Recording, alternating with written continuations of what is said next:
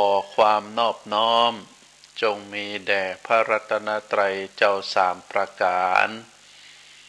พระรัตนตรัยองค์ที่หนึ่งคือพระพุทธเจ้าพระรัตนตรัยองค์ที่สองคือพระธรรมเจ้าพระรัตนตรัยองค์ที่สามคือพระอริยสังฆเจ้าข้าพระพุทธเจ้าขอเคารพนบนอบกราบไหว้แตบไตรไวสาคุณพระรัตนตรัยเจ้าถึงสามประการด้วยความเคารพสักการะเป็นอย่างยิ่งขอถวายความเคารพพระมหาเถรานุเถระเจ้าคณะพระสังฆาธิการตลอดถึงครูบาอาจารย์พระภิกษุหนุ่มสามเณรน้อยจุตนจุองค์ขอเจริญพรศรัทธาญาติโยมนักศีลนักบุญทั้งหลายโอกาสต่อจากนี้ไปอาตมาภาพพระครูปริยัติกิจจาภิวัตรสำนักวัดพระสิงห์อำเภอเมืองจังหวัดเชียงใหม่ก็ขอนำรายการสุขใจมาปากับท่านสาธุชนแห่งครั้งหนึ่งทุกคืนวันจันทร์เวลา3 ทุ่มเป็นต้นไปรายการสุขใจนั้นก็เป็นรายการที่ได้น้อมนำเอาสาระธรรมคติธรรมชาดกธรรมในทางพระพุทธศาสนามามอบเป็นธรรมบรรณาการอาหารใจในเวลาค่ำคืน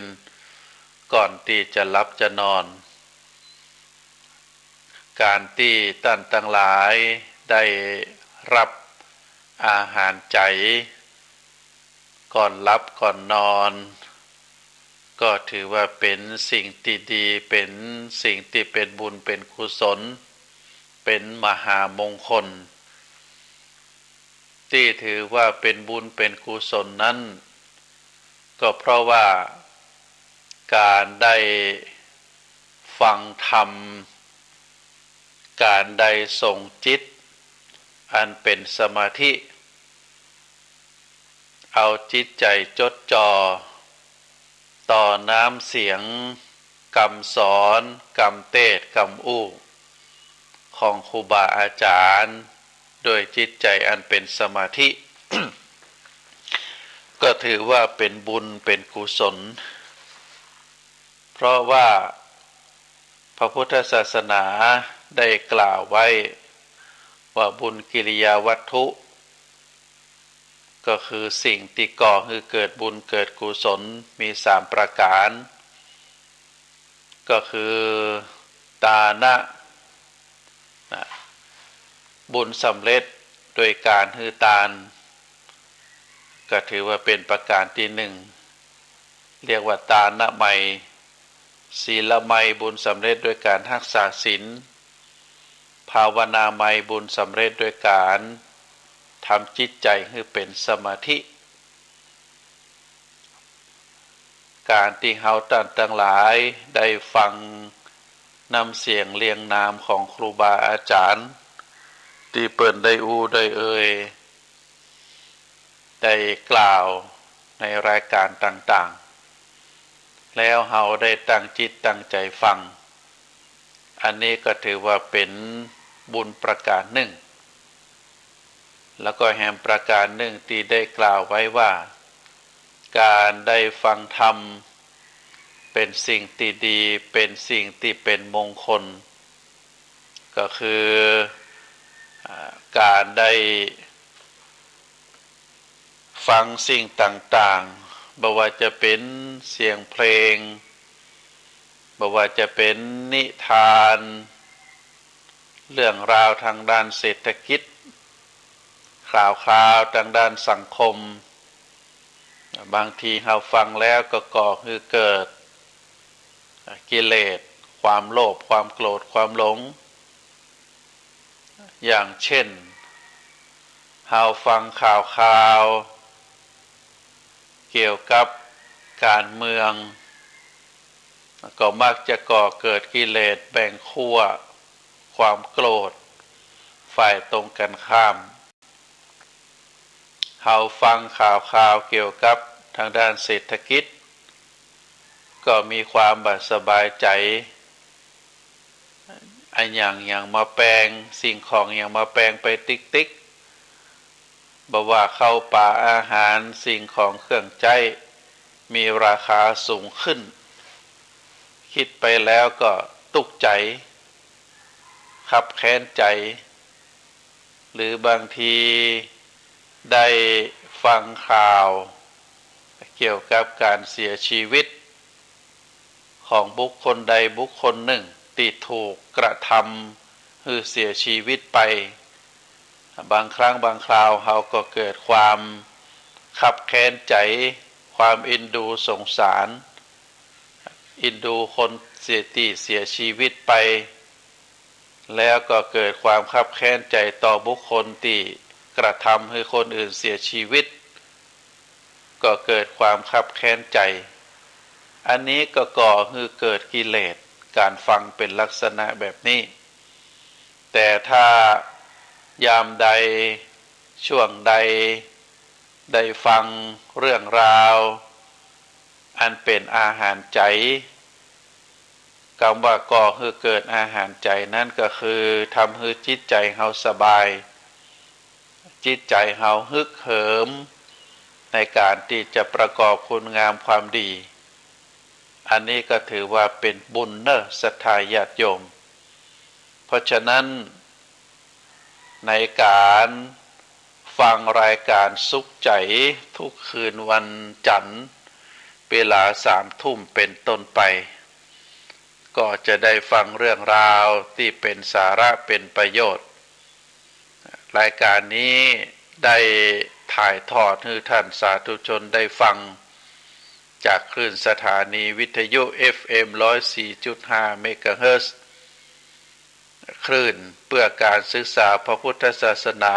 และวัฒนธรรมจากวัดฝายหินอำเภอเมืองจังหวัดเชียงใหม่โดยท่านอาจารย์ท่านพระครูสมุวิสุวัตรวรกิจโจผู้อำนวยการสถานีได้ควบคุมดูแลได้เป็นสะพานบุญเอานำเรียงเสียงธรรมจากครูบาอาจารย์ออกไปสู่ศรัทธาญาติโยมนักศีลนักบุญนักฟังรายการที่อยู่ทุกทั่วละแห่งบอกว่าจะเป็นเชียงใหม่ลำปางลำพูนมีการเชื่อมโยงเชื่อมต่อสถานีหนึ่งไปสู่สถานีหนึ่งก็ทำให้การเชื่อมโยงเสียงของครูบาอาจารย์ก็ไปไกลยิ่งออกไปก็ถือว่าเป็นสถานีวิทยุที่มีประโยชน์ต่อพระพุทธศาสนาได้อาศัยธรรมคำสอน ของครูบาอาจารย์ที่ได้ห้ำเฮียนได้ประพฤติปฏิบัติได้ศึกษาแล้วก็นำออกสู่ศรัทธาประชาชน ศรัทธาญาติโยมทั้งหลาย พระพุทธศาสนาได้เจริญรุ่งเรืองมาจนถึงปัจจุบันเป็นเวลา 2,500 กว่าปีที่พระพุทธศาสนายังมีความเจริญรุ่งเรืองอยู่ก็เพราะว่ามาจากสาเหตุประการที่หนึ่งพระพุทธองค์อันหมายถึงพระพุทธเจ้าพระสมณโคดมได้ทุ่มเทพระวรากายพระสติปัญญาเผยแผ่พระพุทธศาสนาโดยพระฤทัยที่เต็มเปี่ยมไปด้วยพระมหากรุณาธิคุณต่อสัตวโลกประการที่สองพระธรรมคำสอนเหล่านั้นเป็นพระธรรมที่บริสุทธิ์เป็นพระธรรมที่สะอาดเป็นพระธรรมที่สอนให้คนเป็นคนดี แล้วก็เป็นพระธรรมที่ก่อให้เกิดผู้ที่ประพฤติปฏิบัติตามได้บรรลุธรรมได้หู้ธรรมได้เข้าใจธรรมเป็นอย่างดีแล้วก็ประการที่สามครูบาอาจารย์อันหมายถึงพระสงฆ์ทั้งพระอริยสงฆ์และสมมุติสงฆ์ได้ช่วยกันจะลงสืบทอดอายุพระพุทธศาสนาคือได้กังกุงรุ่งเรืองรุ่นแล้วรุ่นเล่าจนทำให้พระพุทธศาสนาได้สืบทอดมาจนถึงปัจจุบันโดยเฉพาะที่เฮาท่านทั้งหลายควรจะศึกษาห่ำเฮียนพิจารณาดีๆว่าในช่วงที่พระพุทธเจ้าพระพุทธองค์ได้มีพระชนชีพอยู่นั้นพระพุทธองค์ได้ประพฤติปฏิบัติในฐานะที่เป็นพระพุทธกิจคือกิจที่พระอรหันตสัมมาสัมพุทธเจ้าถือเป็นข้อวัดปฏิบัติหลังจากที่ได้ตรัสรู้พระสัมมาสัมพุทธเจ้าแล้วพระพุทธองค์ได้ประพฤติปฏิบัติในกิจของความเป็นพระพุทธเจ้านั้นมีอะไรอย่างพ้อง เฮาท่านทั้งหลายได้ศึกษาห้ำเฮียนในหนังสือพุทธประวัติเฮาก็จะปะว่ากิจที่พระพุทธเจ้าได้ประพฤติปฏิบัติเป็นวัดหลังจากที่ได้ตรัสรู้อนุตตรสัมมาสัมโพธิญาณโดยพระปัญญาอันยิ่งของพระองค์โดยที่พระพุทธองค์ได้บำเพ็ญพุทธจริยาอันได้แก่จริยวัตรที่เป็นประโยชน์แก่เจ้าโลกทรงโปรดเวนยสัตว์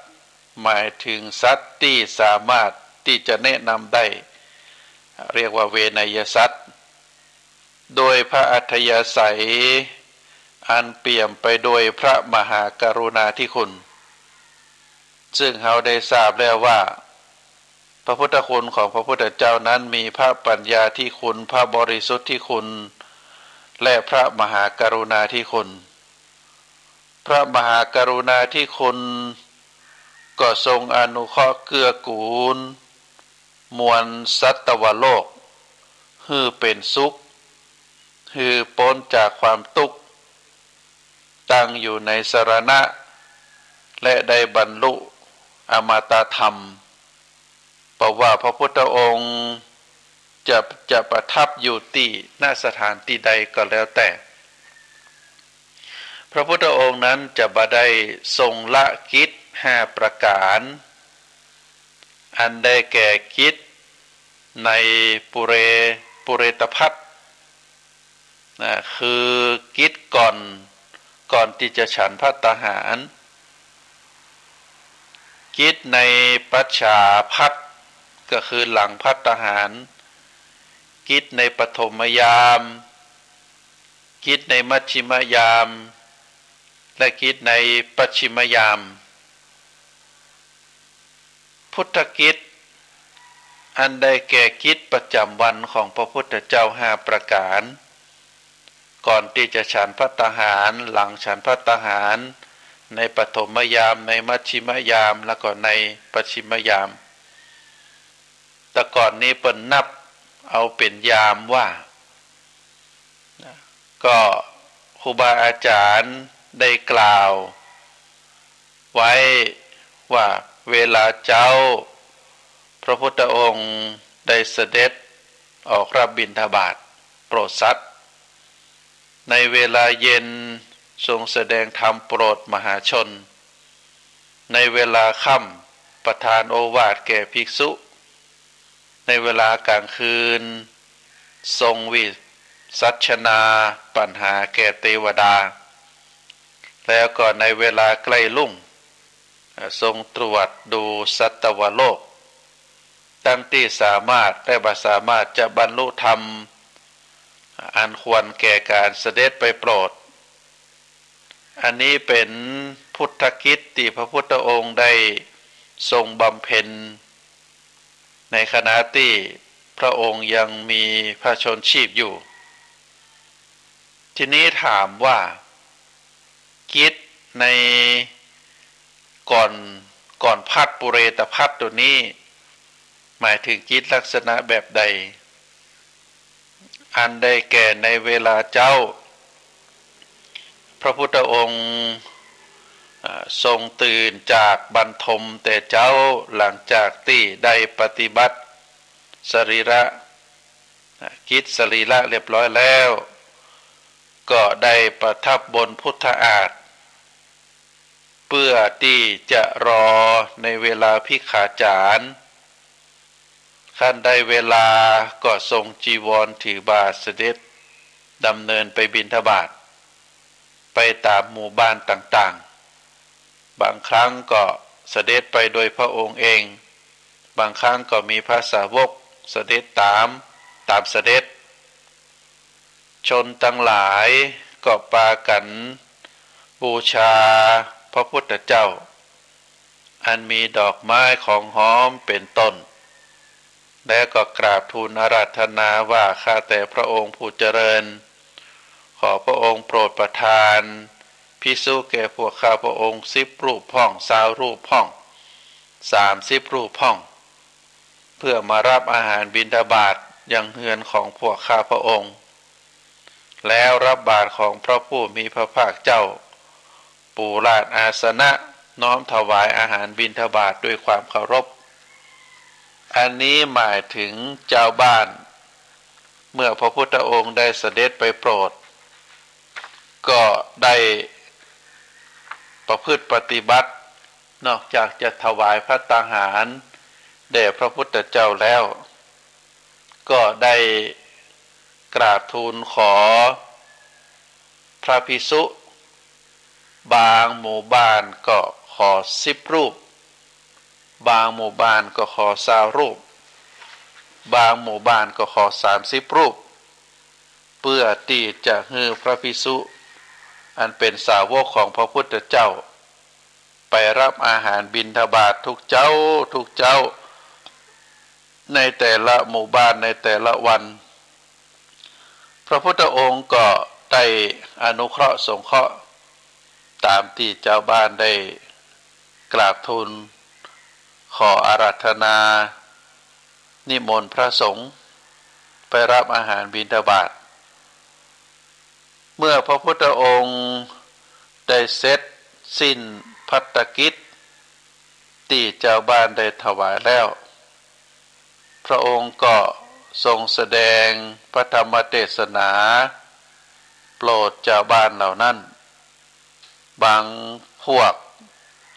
ที่ได้รับฟังพระธรรมเทศนาแล้วก็ตั้งอยู่ในสรณคมบางพวกก็ตั้งอยู่ในโสดาปัตติผลสกทาคามีผลอนาคามีผลทรงอนุเคราะห์สงเคราะห์มหาชนแล้วก็เสด็จกลับไปยังวิหารรอภิกษุที่ตั้งหลายกลับจากอาหารบิณฑบาตการภิกษุตั้งหลายเสร็จภัตกิจแล้วภิกษุผู้อุปถากก็ทรงกราบทูลให้ทราบต่อจากนั้นพระพุทธองค์ก็เสด็จประทับนั่งณธรรมศาลาปัดทรงประทานโอวาทแก่หมู่ภิกษุว่าดูก่อนภิกษุทั้งหลายพวกเธอจงยังประโยชน์ของตนและประโยชน์ของตั้นให้ถึงพร้อมด้วยความบ่ประมาทแล้วก็ตักเตือน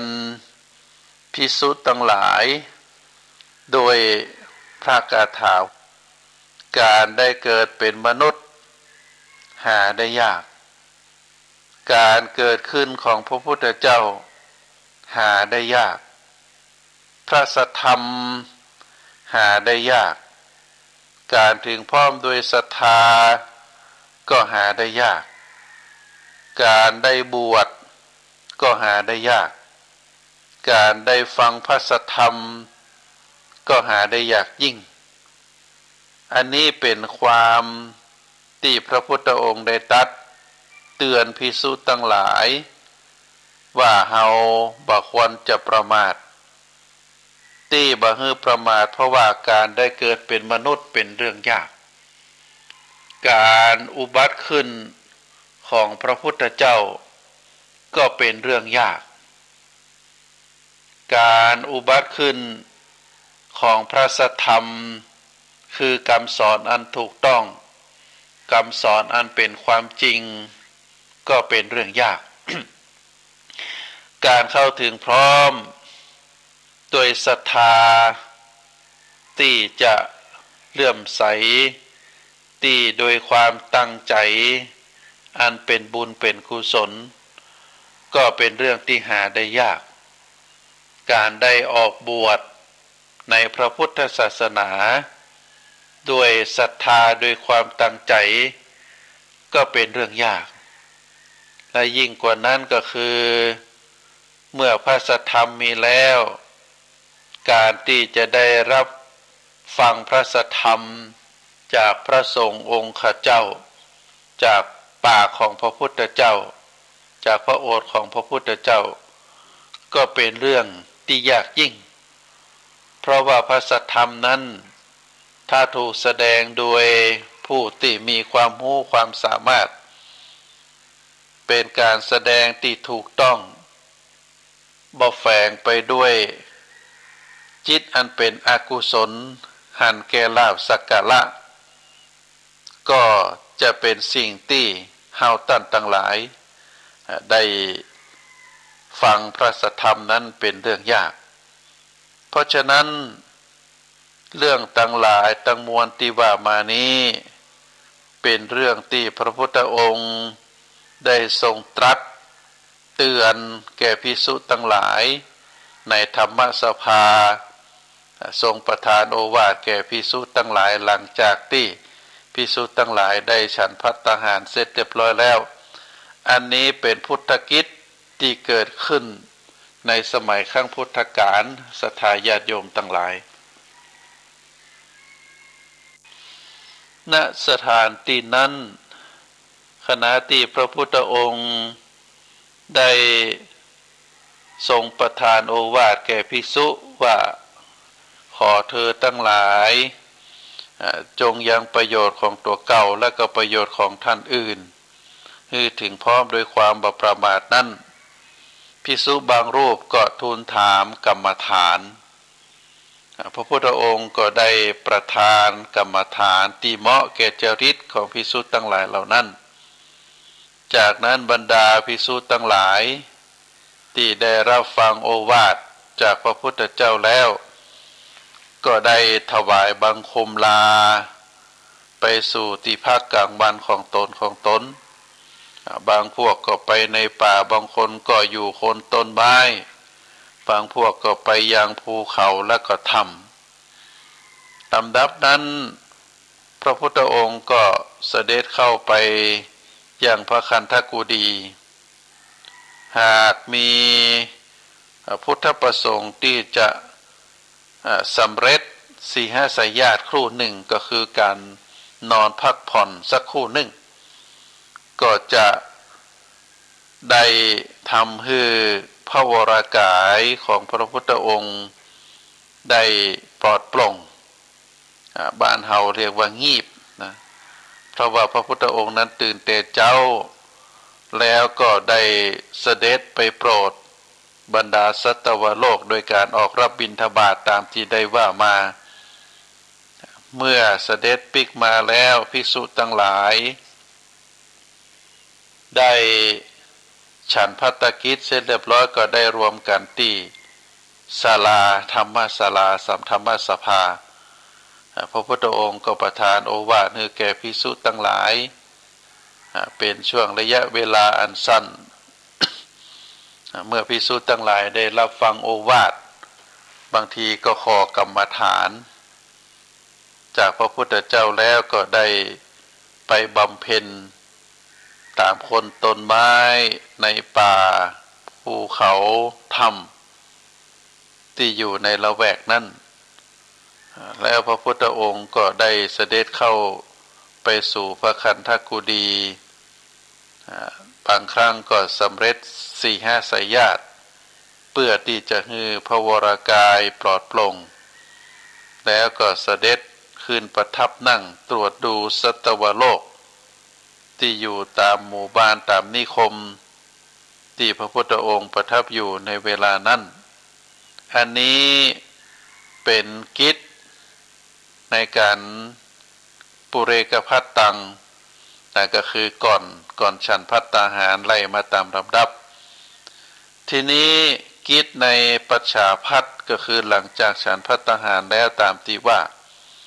เป็นเวลาเย็นพระพุทธองค์ได้แสดงธรรมโปรดแก่มหาชนนั้นเมื่อทราบว่าพระพุทธองค์ได้ประทับอยู่ณวิหารที่ไหนเพราะว่าจะเป็นกรุงราชคฤห์เพราะว่าจะเป็นเมืองสาวัตถีเมืองสาเกตก็จะปากันถือเอาดอกไม้และก็ของหอมไปพร้อมกันในวิหารเมื่อพร้อมเพียงกันแล้วพระพุทธองค์ก็เสด็จมาประทับณพุทธอาฏแสดงธรรมอันสมควรแก่กาลสมัยและจริตของมหาชนนั้นหลังจากนั้นเมื่อพุทธบริษัทคืออุบาสกอุบาสิกาได้กลับแล้วได้แสดงได้ทำได้ฟังธรรมแล้วก็แสดงกลับไปยังบ้านของตนในเวลาค่ำพระพุทธองค์ก็ได้ประทานโอวาทคือหลังจากที่ได้แสดงธรรมโปรดแก่มหาชนแล้วก็ได้สงฆ์พระวรากายแล้วก็เสด็จเข้าไปในพระคันธกุฎีทรงครองจีวรแล้วก็เสด็จไปประทับพุทธอาฏที่ภิกษุทั้งหลายได้จะเตรียมไว้ได้ประทับอยู่คู่หนึ่งตามลำพังของพระพุทธองค์เมื่อภิกษุทั้งหลายปากันมาเฝ้าบางพวกก็ทูลถามปัญหาบางพวกก็ทูลขอกรรมฐานบางพวกก็ทูลขอพระพุทธเจ้าก็ทรงอนุเคราะห์ภิกษุทั้งหลายเหล่านั้นทรงแก้ปัญหาทรงแสดงธรรมทรงประทานโอวาทพระพุทธองค์ประทับอยู่ตลอดยามต้นโดยกิจทั้งหลายเหล่านี้ขั้นใดเวลาอันสมควรแล้วภิกษุทั้งหลายก็ถวายบังคมลาแล้วก็หลีกไปอันนี้เป็นกิจเบื้องต้นเขาเรียกว่าปฐมยามต่อจากนั้นในเวลาเที่ยงคืนพระพุทธองค์ก็ได้มีโอกาสทรงแก้ปัญหาวิสัชนาแก่เหล่าเทวดาเพราะเหล่าเทวดาในหมื่นโลกธาตุได้โอกาสปากันมาเฝ้าพระพุทธเจ้าต่างทูลถามปัญหาที่เตรียมมาโดยที่สุดแม้ปัญหานั้นจะมีอักขระเพียง4 ตัวพระพุทธเจ้าก็ทรงมีสัชนาปัญหาเหล่านั้นแก่เทวดาจงได้ฮือยามที่เป็นมัชชิมยามได้อนุเคราะห์แก่เทวดาทั้งหลายกิจในปัจฉิมยามอันได้แก่ยามใกล้รุ่งมัชชิมยามนี้ก็คือยามเที่ยงคืนปฐมยามก็คือตั้งแต่ทุ่มเ เป็นต้นไปจนถึงประมาณ4-5 ทุ่มอันนี้เราเรียกว่าปฐมยามมัชชิมยามก็คือตั้งแต่เที่ยงคืนเป็นต้นไปปัจฉิมยามก็คือใกล้รุ่งใกล้สว่างพระพุทธองค์ก็ได้ทรงแผ่พระญาณตรวจดูโลกหมายถึงสัตวโลกแบ่งเป็น3 ระยะพระพุทธองค์นั้นทรงแบ่งในปัจฉิมยามเป็น3 ระยะระยะแรกเสด็จจงกรมเพื่อเปลืองความล้าแห่งพระพุทธสรีระระยะที่2ทรงสำเร็จสีหสายญาติระยะที่3ก็เสด็จลุกขึ้นประทับนั่งตรวจดูสัตวโลกในระยะที่3นี้พระพุทธองค์พิจารณาบุคคลผู้สร้างสมบุญญาธิการโดยอำนาจของทานและก็ศีลมาตั้งแต่สมัยพระพุทธเจ้าในอดีต เพื่อที่จะเสด็จไปโปรดแก่ชนทั้งหลายเหล่านั้นคือได้ถึงมนุษย์สมบัติสวรรค์สมบัติและก็นิพพานสมบัติตามบุญบารมีของแต่ละคนโดยที่บ่ได้ทรงคำนึงถึงสถานที่และระยะทางว่าจะใกล้จะไกลเพียงใดอันนี้เป็นพุทธกิจที่พระพุทธองค์ได้พิจารณาประพฤติปฏิบัติเขาจะหันว่าในการพิจารณาสัตวโลกพระพุทธองค์บรรดาพระพุทธองค์คือพระสัมมาสัมพุทธเจ้าทุกพระองค์นั้นจะทรงแผ่ข่ายคือพยานพิจารณาสัตวโลกวันละ2 ครั้งก็คือในเวลาใกล้รุ่งและก็เวลาบ่าย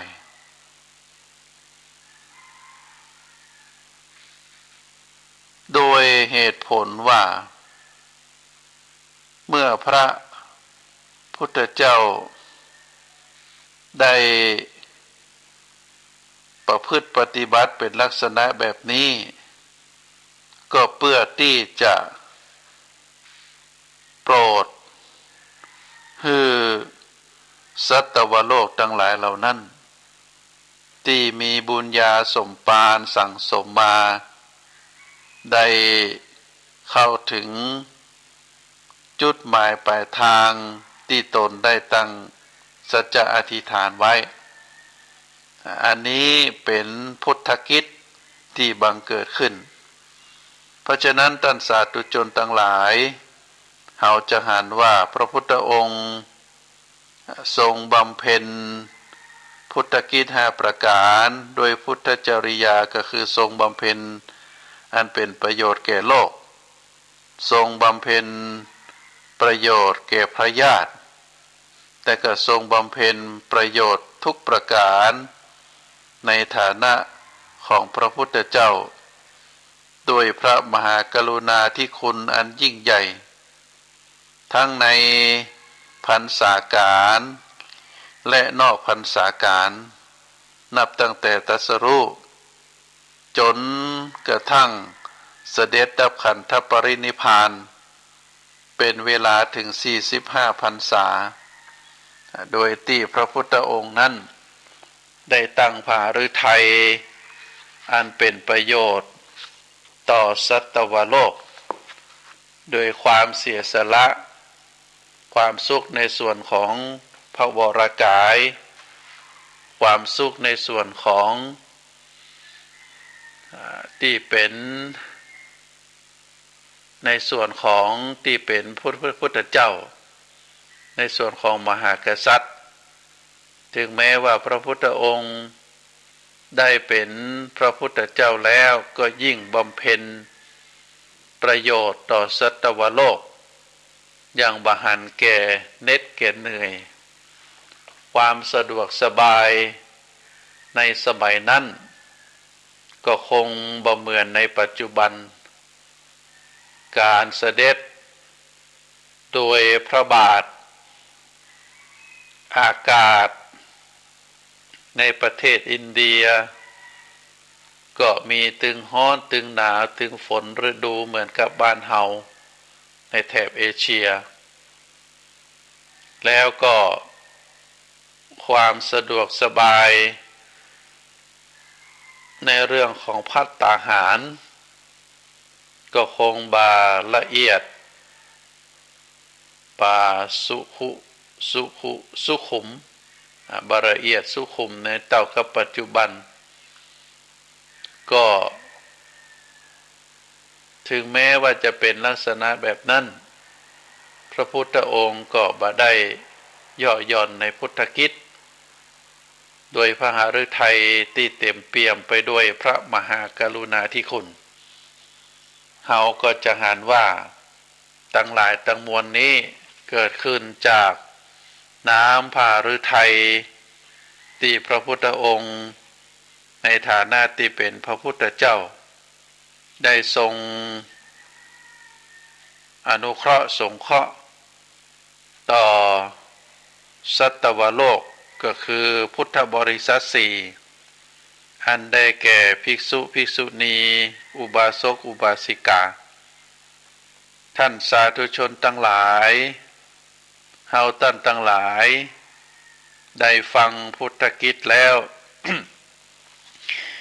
เฮาก็บ่ควรที่จะละเลยบ่ควรที่จะประมาทในหน้าที่ของความเป็นเจ้าพุทธได้นำแนวทางพุทธกิจขององค์สมเด็จพระสัมมาสัมพุทธเจ้ามาประพฤติปฏิบัติน้อมรำลึกถึงพระพุทธคุณของพระองค์เฮาถึงแม้ว่าจะมาเกิดมาปะพระพุทธศาสนาในช่วงที่ระยะเวลาผ่านมาถึง 2,000 กว่าปีแต่โดยเฮามีหลักฐานมีเอกสารที่ปรากฏเป็นหลักฐานให้เฮาท่านทั้งหลายได้ทราบ ในทางด้านหลักฐานทางด้านสถานที่เฮาก็จะหันว่าที่ประเทศอินเดียนั้นมีสถานที่ปรากฏตามพุทธประวัติทุกแห่งบ่ใจว่าเขียนขึ้นมาโดยบ่มีเรื่องบ่มีราวบ่มีสาเหตุบ่มีต้นต่อแต่ว่าศาสนาพุทธของเฮานั้นโดยเฉพาะองค์สมเด็จพระสัมมาสัมพุทธเจ้าได้เป็นมนุษย์เป็นวรรณกษัตริย์ได้ออกบวชได้ตรัสรู้ธรรมได้เผยแผ่ธรรมได้ให้ความอนุเคราะห์สงเคราะห์สัตวโลกมีพระธรรมคำสอนปรากฏจารึกอยู่ในพระไตรปิฎกเป็นคำสอนที่พิสูจน์ได้เป็นคำสอนที่ถูกต้องอันนี้ก็อยากจะให้เจ้าพุทธของเฮาได้มีความศรัทธามีความเลื่อมใสมีความเชื่อในพระพุทธศาสนาอย่างแท้จริงเฮาบ่ปฏิเสธเฮาบ่ละเลยในหน้าที่ของความเป็นเจ้าพุทธก็จะต้องประพฤติปฏิบัติในฐานะที่เกิดมาปะพระพุทธศาสนาอย่างจริงจังบ่ถือเอาศาสนาเป็นของเล่นบ่ถือเอาพระศาสนาเป็นเครื่องหากินเป็นเครื่องเสาะแสวงหาประโยชน์บ่เอาพระพุทธศาสนาเป็นเรื่องราวที่มามาเอ่ยบ่ได้ แต่ว่าพระพุทธศาสนาเป็นศาสนาที่ก่อให้เกิดคุณเกิดประโยชน์แก่ผู้ประพฤติปฏิบัติเน้นการปฏิบัติตามคำสอนของพระพุทธเจ้าถ้าเฮาท่านทั้งหลายได้มีศรัทธามีความเชื่อในทางพระพุทธศาสนาแล้วน้อมเอาพระรัตนตรัยคือพระพุทธพระธรรมพระสงฆ์มาเป็นที่จังที่ปึ้งเป็นที่ระลึกเป็นที่เคารพสักการะแล้วก็ศึกษาห้ำเพียรในพระสัทธรรมของพระพุทธเจ้าประพฤติปฏิบัติธรรมเหล่านั้นโดยจิตใจอันเป็นกุศลโดยจิตใจอันมีศรัทธาความเลื่อมใสก่อยห้ำก่อยเฮียนก่อยศึกษาก่อยฟังไปทำจะใดให้มันถูกต้องประพฤติศีลประพฤติธรรมสิ่งใดที่เฮาควรเว้นที่มันผิดศีลผิดธรรมผิดกฎหมายบ่ถูกต้องตามศีลตามธรรมเฮาก็ละเว้นในเรื่องราวทั้งหลายเหล่านั้นแล้วก็มาดำรงตนในฐานะที่เป็นอุบาสกอุบาสิกาเป็นภิกษุเป็นสามเณรเป็นแม่ชีผู้นับถือศีล8ก็ถือว่าเป็นบุคลากรเป็นบุคคลในทางพระพุทธศาสนาได้ประพฤติปฏิบัติในสิ่งที่ถูกต้องในส่วนของอุบาสกอุบาสิกาที่อยู่ตามบ้านตามจองได้ครองเฮือนมีครอบครัวมีลูกมีเต้ามีหลานมีธุรกิจการงานเฮาก็ตั้งตนอยู่ในความบ่ประมาทเสาะว่าหากินในอาชีพที่มันเป็นสัมมาชีพคืออาชีพที่ถูกต้องบ่เป็นอาชีพที่เป็นผิดศีลผิดธรรมเป็นอาชีพสีเทาผิดกฎหมายผิดกฎหมายบ้านเมืองผิดศีลผิดธรรมอันนั้นเฮาบ่เข้าไปยุ่งเกี่ยวเฮาประพฤติปฏิบัติเสาะว่าหากินในอาชีพที่ถูกต้องแล้วก็ได้มีโอกาสทำบุญบำรุงพระพุทธศาสนาตามเหตุตามปัจจัยตามความสมควรแล้วก็ได้พยายามศึกษาเอาพระธรรมคำสอนเอาศีลเอาธรรมมาเป็นที่จังที่ปึ้งก็จะทำให้จิตใจของเฮานั้นสงบสุขทำให้จิตใจของเฮานั้นได้ละได้คลายได้ลด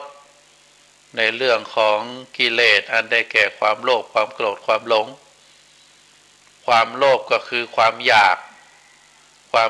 ที่ได้อยากได้ในสิ่งของเสาะแสวงหาวิธีอันบัดถูกต้องตามศีลตามธรรมอันนั้นเป็นความโลภแต่ถ้าสิ่งที่เขามีความมุ่งมั่นปรารถนาแล้วก็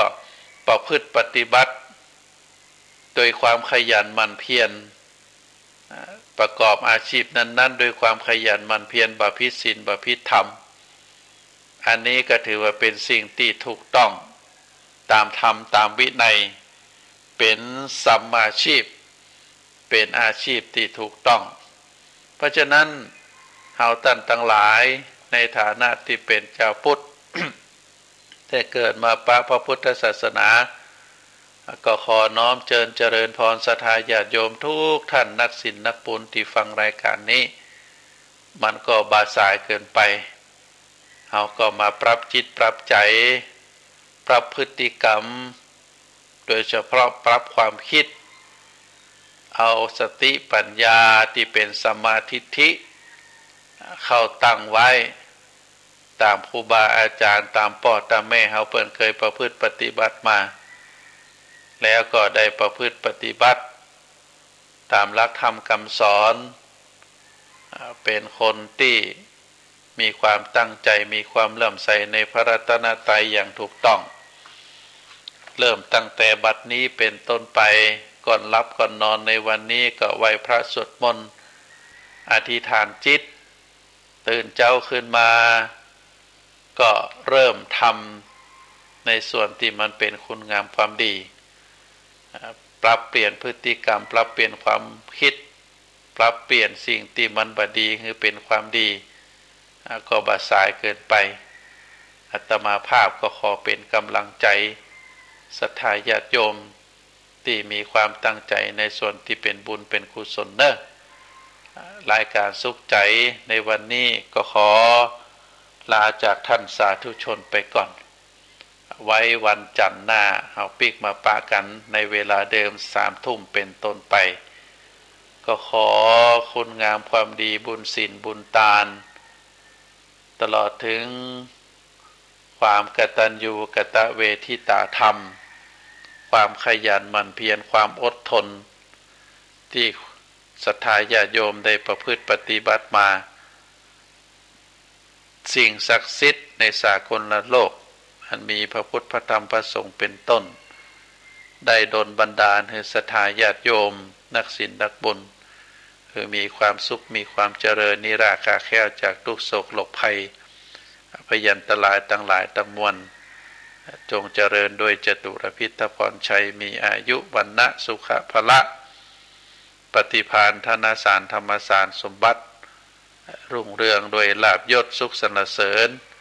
จงทุกประการขอเจริญพร